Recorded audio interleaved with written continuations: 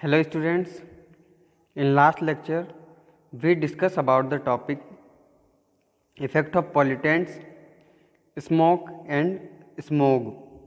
Today we will discuss about the topic ozone layer disturbance.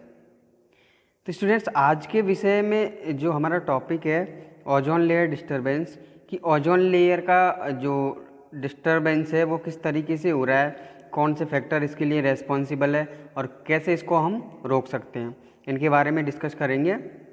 तो यहाँ पे content में हम थोड़ा देखते हैं discovery of the ozone layer depletion. Ozone layer की सबसे पहले खोज किसने की? Ozone layer cycle. What is the ozone hole growing up, ozone layer destroyers, nano technology solutions and solutions for the public. तो यहाँ पे हम आज की जो हमारा सब्जेक्ट है, आज का जो टॉपिक है ओजोन लेयर डिस्टर्बेंस, इसमें हम इन टॉपिकों पे चर्चा करेंगे कि ओजोन लेयर की खोज सबसे पहले किसने की, ओजोन लेयर साइकिल क्या है और जो ओजोन होल है, जो ओजोन छिद्र है, ये क्यों बढ़ रहा है, ओजोन लेयर किसकी वजह से नष्ट हो रही है और इसके लिए जो सॉल्यूशन क्या है, इसके nano technology solution and solution for the public, और पब्लिक के लिए क्या सॉल्यूशन है।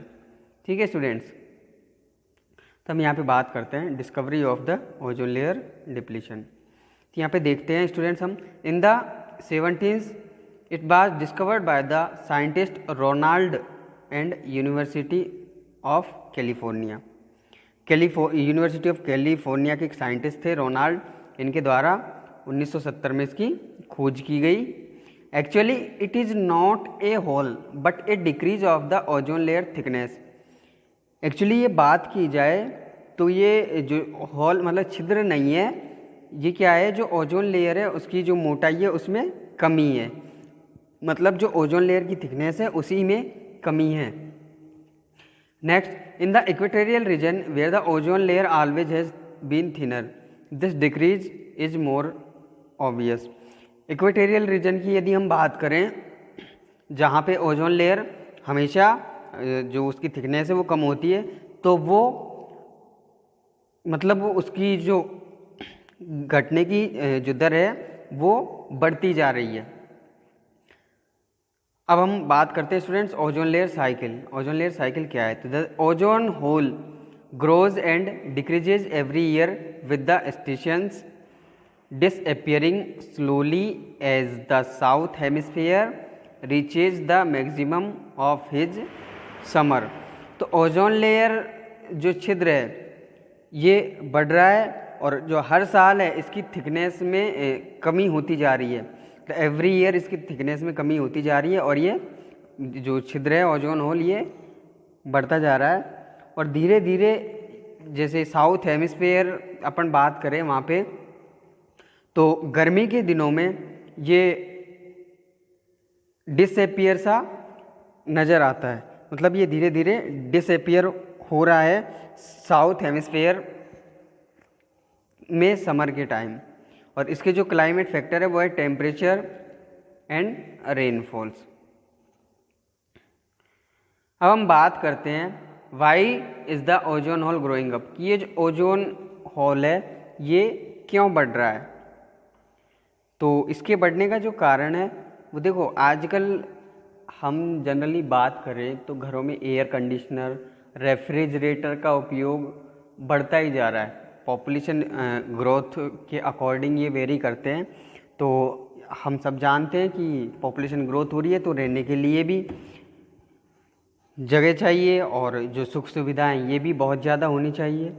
तो इनकी मतलब जो अपना ह्यूमन जो रहन सहन है इसमें हम अपने जो जीवन है इसको सुविधाजनक बनाने के लिए इन युक्तियों का उपयोग करते हैं, जिनमें रेफ्रिजरेटर भी हम ले सकते हैं, एयर कंडीशनर भी आता है। तो इनमें क्या होता है स्टूडेंट्स, इनमें जो क्लोरोफ्लोरोकार्बन है वो गैस रेफ्रिजरेटर और एसी से रिलीज होती है। ठीक है स्टूडेंट्स, तो यहाँ पे हम थोड़ा देखते हैं। Since Montreal protocol 1987 small group of the chemical industry knowing that refrigerants will be banned started to produce more. So from 1990 to 1995 it was produced more since refrigeration with CFC started. तो देखो जब पता चला वैज्ञानिकों को, ठीक है, कि रेफ्रिजरेटर से क्लोरोफ्लोरोकार्बन रिलीज होती है, तो उन्होंने क्या किया, जो इनकी जो मैन्युफैक्चरिंग कंपनी है इन पे बैन लगा दिया, ठीक है। और फिर इसके बाद से ये 1990 से 1995 में ये वापस इनका उत्पादन है वो वापस स्टार्ट हुआ। आगे हम यहाँ पे बात करें, CFC substances take a long time. CFC substance है ये मतलब लंबा टाइम लेते हैं, 10 से 15 साल, to reach the ozone layers level. Ozone layer तक पहुँचने के लिए ये 10 से 15 साल इनको लग जाता है, जो CFC सब्सटेंस है इनको। तो यहाँ पे रिजल्ट क्या होता है, it is possible that the ozone whole become bigger in 2005 to 2010। तो 2005 से 2010 के बीच में जो ओजोन होल है वो बहुत बड़ा होने की संभावना हो जाती है। अब यहाँ पे बात करते हैं ozone layer destroyers. CFC फ्रेयन, they were invented in the 1930s. The most commons are freon 11, freon 12, freon 113, freon 114। देखो फ्रेयन एक गैस है जिसको हम शीतलक के लिए रेफ्रिजरेटर और एयर कंडीशनर में काम में लेते हैं। और ये CFC है, ये फ्रेयन, इन्हीं के ये अलग अलग रूप हैं, ठीक है। तो क्लोरोफ्लोरोकार्बन ये इसी को फ्रेयन भी कहा जाता है, और ये फ्रेयन के ये अलग अलग रूप हैं।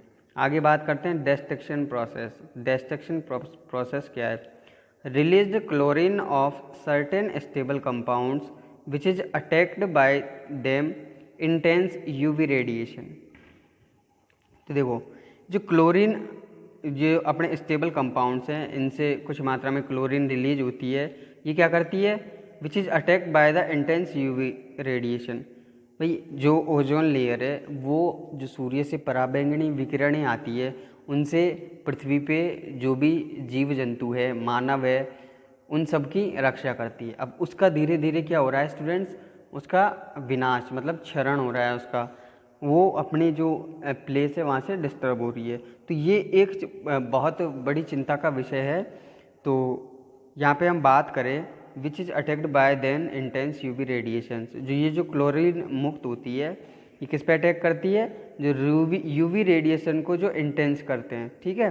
Can strip off an atom to the ozone molecule giving rise to ClO and normal oxygen.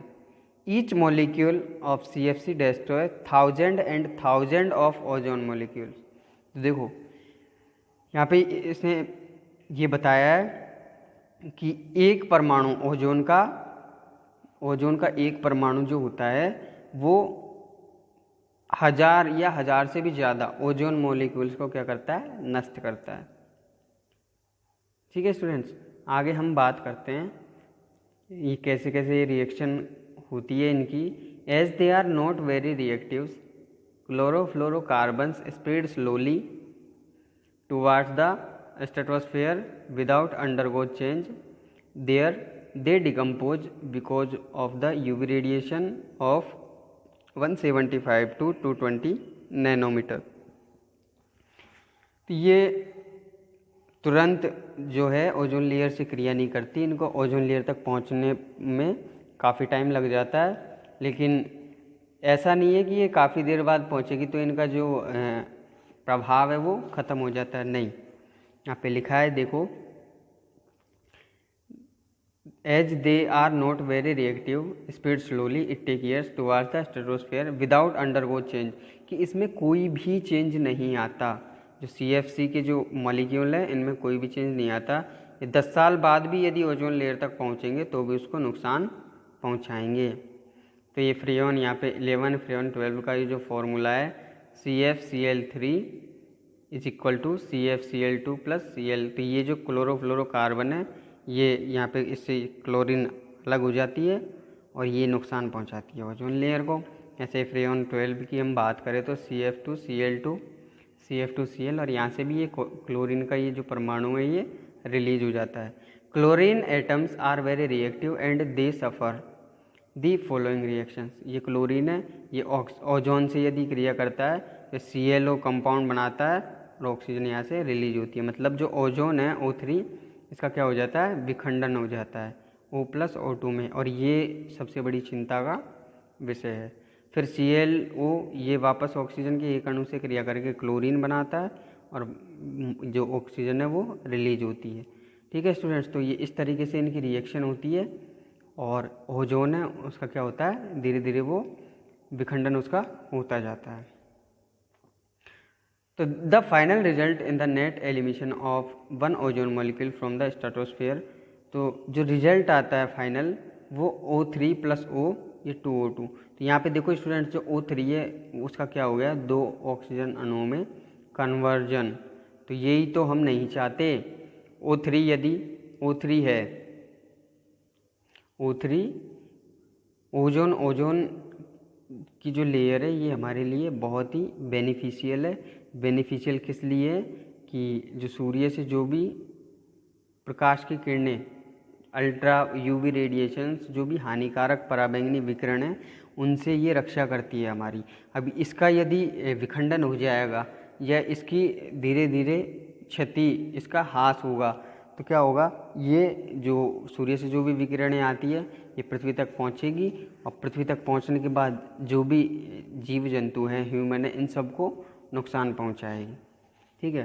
अब प्रॉब्लम क्या है, देखो problem, when this substance reach the ozone layer level, जब ये सब्सटेंस ओजोन लेयर के लेवल तक पहुंच जाते हैं, दे डेस्ट्रॉय द ओजोन कंटिन्यूसली, ये लगातार ओजोन को क्या करते रहते हैं, डेस्ट्रॉय करते रहते हैं। And in the case of chlorine molecules they can remain there between 60 and 100 years.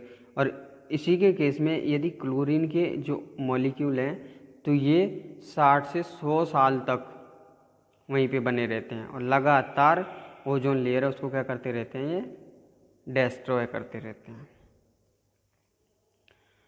अब यहाँ पे हम स्टूडेंट्स ये ग्राफ की बात करें तो थोड़ा ग्राफ देखते हैं कि graph which shows the concentration of one type of CFCs along the time.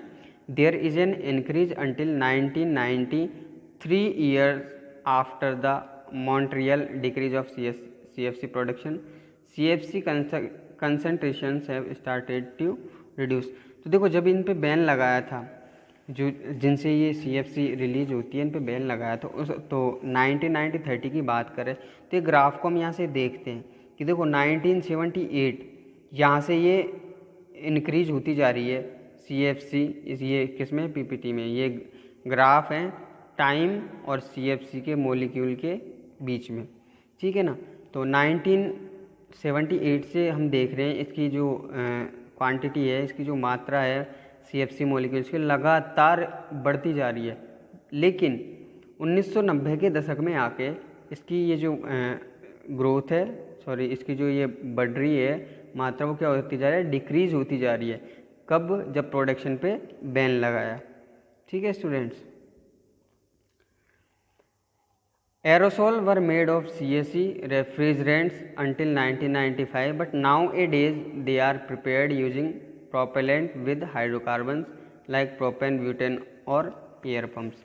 देखो पहले ये जो एरोसोल है ये CFC के इनसे बनाई जाती थी, CFC के जो मॉलिक्यूल है फ्रेयान इनसे। लेकिन 1995 के बाद 1995 से लेके अब तक ये जो इसको किससे बनाया जाता है, हाइड्रोकार्बन से, जैसे प्रोपेन, ब्यूटेन और एयर पम्प्स। यहाँ ओजोन लेयर डेस्ट्रॉयर की हम बात करें तो CFC, इंडस्ट्रीज गैसे एंड मेथिल क्लोरोफॉर्म, ये तीनों ये जो फैक्टर हैं, तीनों ये जो घटक हैं, ये रेस्पॉन्सिबल है ओजोन लेयर डेस्ट्रॉय करने के लिए। तो CFC में aerosol, hair spray, deodorants, pesticides, paints, air conditioning system, synthetics, forms and refrigerator, ये CFC के सोर्स हैं। ठीक है, इनसे CFC क्या होती है, रिलीज होती है। इंडस्ट्री में से जो भी गैसें निकलती है वो भी ओजोन लेयर को नुकसान पहुंचाती है। मेथिल क्लोरोफॉर्म है, ये भी जो हमारी लेयर है ओजोन, इसको क्षति पहुंचाती है।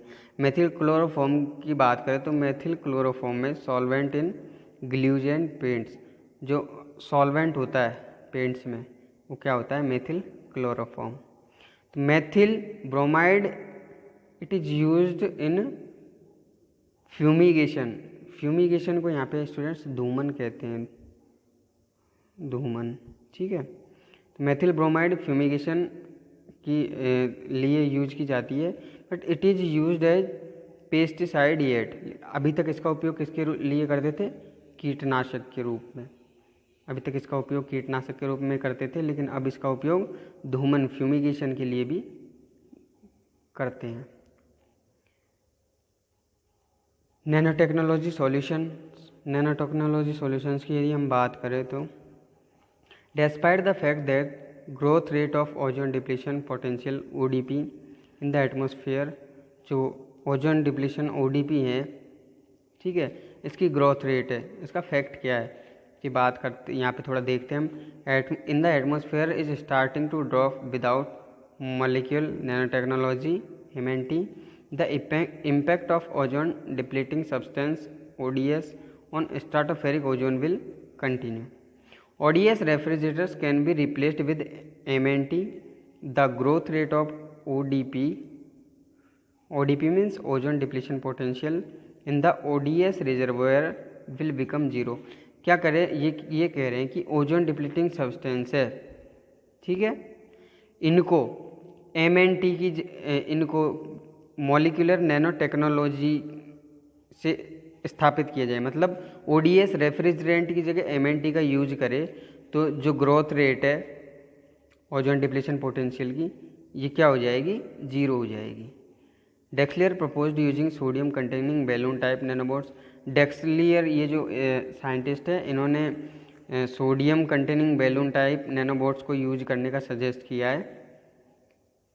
The nanobots powered by nano solar cell collect CFCs and separate out the chlorine in the stratosphere। कि जो नैनो बोट है ये नैनो सोलर सेल द्वारा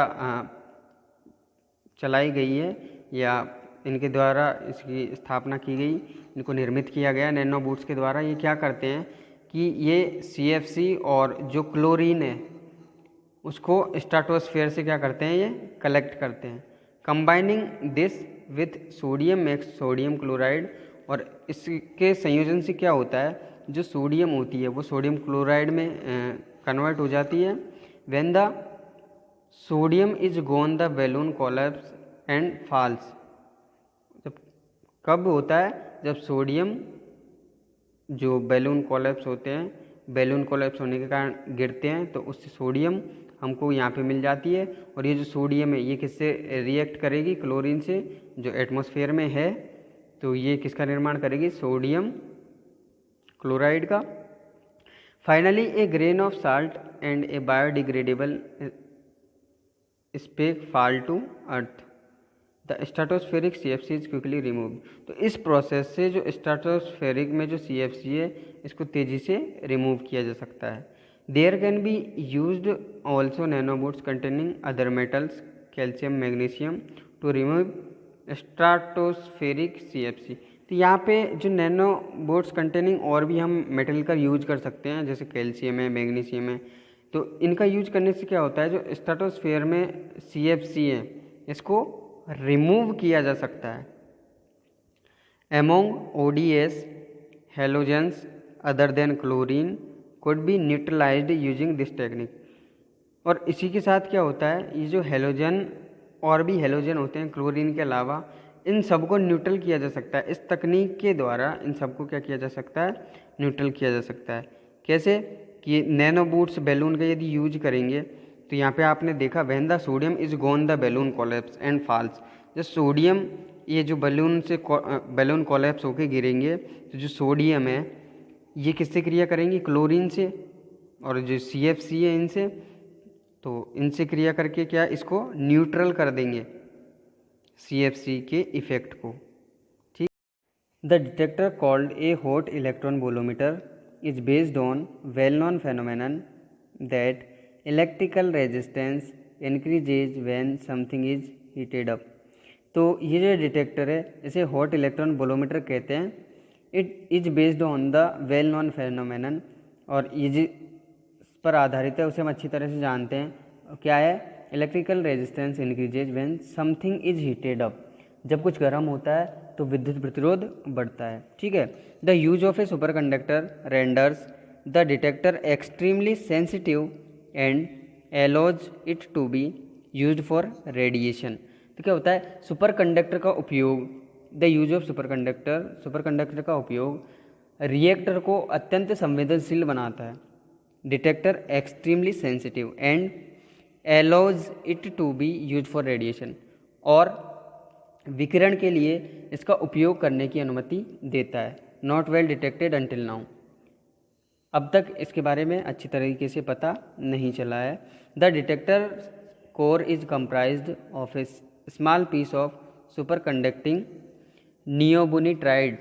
जो डिटेक्टर कोर है ये सुपर कंडक्टिंग नियोबोनिट्राइड के एक छोटे टुकड़े से मिलकर बनता है। The detector is planned for next year. ये डिटेक्टर को नेक्स्ट ईयर के लिए प्लान किया जाता है। It will take place in a balloon that will study the earth's atmosphere. भाई ये वहाँ पे टेक्स प्लेस हिस्सा लेता है, दैट जहाँ will study the earth atmosphere, जहाँ पे अर्थ की पृथ्वी के वातावरण का वहाँ पे अध्ययन किया जाता है। It will measure the molecules in the atmosphere. ये एटमॉस्फेयर में मोलिक्यूल है उनको मेजर करता है। एवो Brazil that influence the formation of the hole in the ozone layer, जो ओजोन लेयर होल को प्रभावित करते हैं। Solution for the public. अब देखो स्टूडेंट्स, पब्लिक के लिए क्या सॉल्यूशन है इसके।